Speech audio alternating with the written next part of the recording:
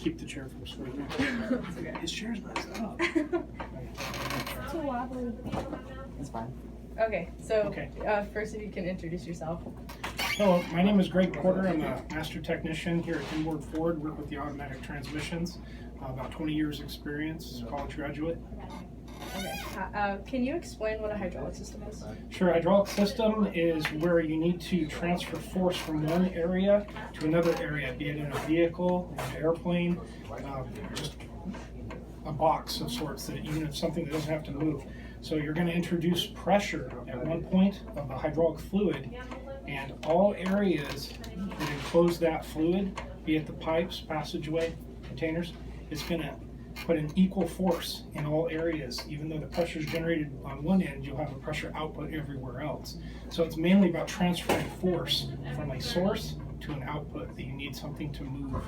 Okay. So how long have you been working with hydraulics? Since I got out of college, almost 20 years. Can you name some examples of hydraulics used at Inboard Ford? Sure. Vehicle braking systems. When you push a brake pedal inside of a car, you introduce force on a braking system at a master cylinder. The pressure is transferred through the fluid and it ends up at brake calipers or wheel cylinders, or even brake calipers in the back for wheel disc brakes. So you collapse brake pads to stop spinning discs on brakes, just keep wheels from moving when you don't want them to move. Another example, automatic transmissions, where you have a fluid pump that's being turned by the back of the engine through a torque converter, and that creates fluid pressure and flow in what we call valve body.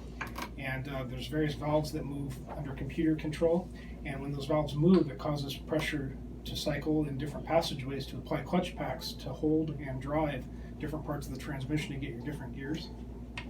Do you think hydraulics have made a big impact on the car industry, and how?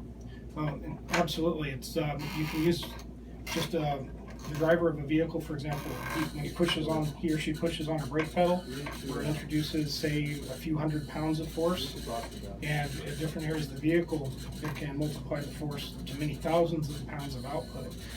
And if you can imagine trying to stop a spinning wheel that needs thousands of pounds of pressure to stop it from turning, it's just not realistic for a human to push a pedal with thousands of pounds of force. So to be able to multiply force. What was your biggest struggle with hydraulics?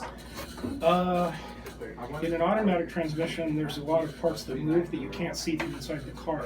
You also can't see them from the outside. So you have to have an understanding of how it works so that you see the results of the hydraulic pressure. So say, hey, if hydraulic pressure is supposed to exist in a particular circuit, there's a certain work that's supposed to be produced. So you have to see the work occurring. But you have to know that. You have to have a real understanding of where the pressure is supposed to end up and understand what the work is supposed to be that's output. And like in an engine, a piston goes up or a piston goes down, and you can see that because then the crankshaft starts turning. But in a hydraulic system, there's miles of passageways. So you mainly work with automotive vehicles and like trucks and cars? Yeah, for me it's just the automotive industry. I have no experience working with aircraft, which mainly went electronic in the 50s.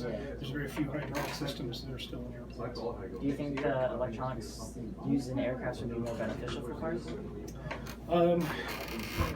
The big difference between the systems in aircraft, my father was involved in the aircraft industry, so I actually know a lot about it. It was a part of my regular schooling. And aircraft have what are called redundant systems, where you have multiple systems that can do the same job. One system fails, it goes to another system. And airplanes are in the hundreds of millions of dollars. And so there's certain costs that are involved, where they still have to keep production below a certain dollar amount for the consumer. And so having redundant electronic systems, prices go way up. The hybrid systems that we have now, they don't function as automatic transmissions do. The actual shift, it's an electric motor where the gas engine produces electricity. So there's no hydraulics in there at all.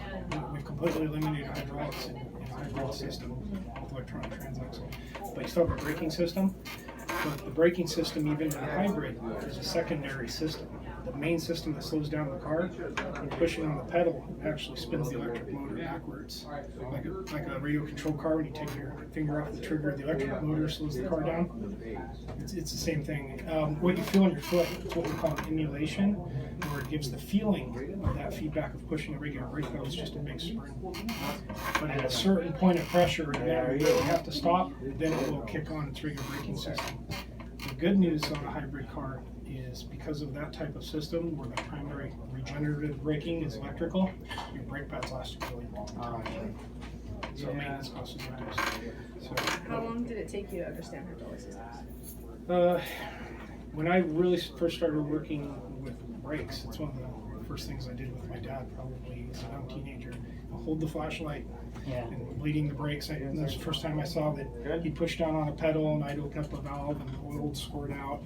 Yeah. And I was probably just a teenager when I first started thinking about what is this and what does it do? Do you think hydraulics will ever become obsolete?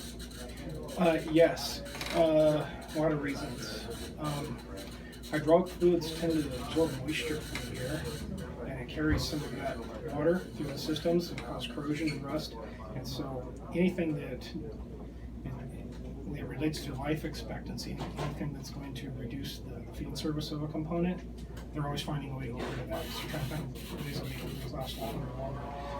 The term they use for the hydraulic fluid absorbs moisture from the air. It's hygroscopic. That's the term. Not hydro, but hygroscopic. So I didn't make it.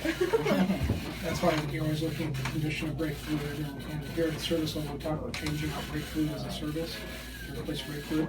And even customers, when getting a new car, they're driving one for 120,000 miles, 150,000. The first thing it says, wow, this car really stops great. Yeah. Just new brake fluid. Yeah. So. Do you enjoy your job? I do. There's kind of a kick to it because there's so many advanced systems and transmissions that you can't see from the outside. And I think there's some security in that. Because as a personality, some of it you can learn through training, but a lot of it you have to have the curiosity. You have to have the imagination to be able to visualize these different things in your head when you're driving the car or reading through and trying to troubleshoot. A lot of systems that work together. So I like it. And that's 2 days are never the same. Yeah. You never know what kind of car or what your condition's going to be. And the car's always changing. Every so many years you get a new kind of car. We now have a 10-speed automatic transmission. It's a regular transmission in almost everything now. Wow, I didn't know that. Like if you go out to a 2018 Mustang, 2018 F-150 Expedition, 10-speed automatic. I know that. My dad was telling me about power steering. Mhm. Does it also use that too? They've really pushed away from the hydraulic systems. Most of our cars now are electric. And for that, and they did that, I think, not so much on the durability issues of the hydraulic system, but your hydraulic pump, you have a rotational pump that's being generally spun by a belt or by an electric motor to generate the fluid pressure and flow, and that takes power away from the engine to do that. And so anything that creates power that's not linked to the wheels is a reduction in fuel economy. So to get the fuel economy higher on a car, we can have an engine that either more power goes to the wheels, so it's more efficient, the engine doesn't have to work as hard, or we can actually make a smaller engine, so it doesn't use as much fuel or air. Because there's one less job it has to do. So if you eliminate any systems that are just pumping fluid and just go to an electric system, you just eliminate it.